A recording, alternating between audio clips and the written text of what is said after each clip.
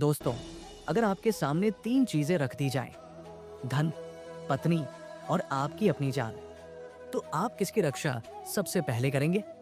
चाणक्य नीति हमें इस कठिन प्रश्न का एक गहरा उत्तर देती है, जो जीवन का सच्चा मार्ग दिखाता है।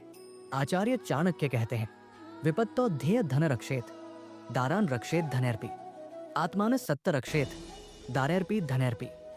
मतलब, जब विपत्ति आए तो सबसे पहले धन की रक्षा करनी चाहिए, क्योंकि संकट के समय वही काम आता है। लेकिन धन से भी अधिक मूल्यवान है पत्नी या परिवार की इज्जत। उसका मान सम्मान बचाने के लिए धन भी न्योछावर करना पड़ जाए तो करना चाहिए। और फिर आते हैं हम खुद, यानी आत्मरक्षा। अगर खुद की रक्षा न कर पाए तो न परिवार बच पाएगा, न धन काम आएगा।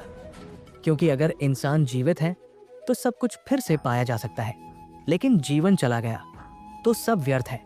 इतिहास गवाह है, राजपूत वीरों ने जब देखा कि राज्य की रक्षा संभव नहीं रही तो उन्होंने जौहर और शाका का मार्ग चुना, क्योंकि उनके लिए सम्मान और धर्म धन और जीवन से भी बड़ा था।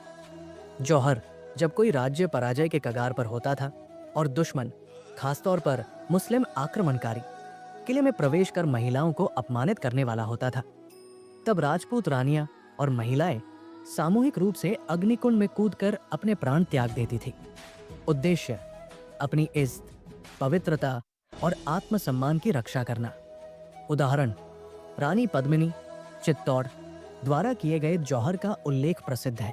चित्तौड़गढ़, रणथंभौर और अन्य किलों में कई बार जौहर हुआ।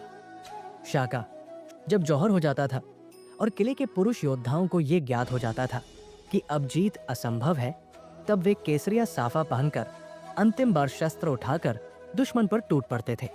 इसे साका भी कहा जाता है। योद्धा ये जानते हुए भी लड़ते थे कि वे मरेंगे, परंतु वीरति प्राप्त करना ही उनका लक्ष्य होता था। प्रतीक, ये बलिदान, शौर्य और पराक्रम का प्रतीक था।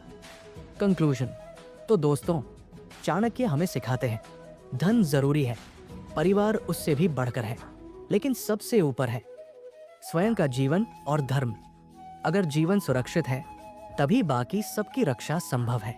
अगर आपको चाणक्य नीति की ये गहरी सीख पसंद आई हो तो इस वीडियो को लाइक करें, अपने दोस्तों के साथ शेयर करें और ऐसी ही प्रेरणादायक बातों के लिए हमारे चैनल को सब्सक्राइब करना न भूलें।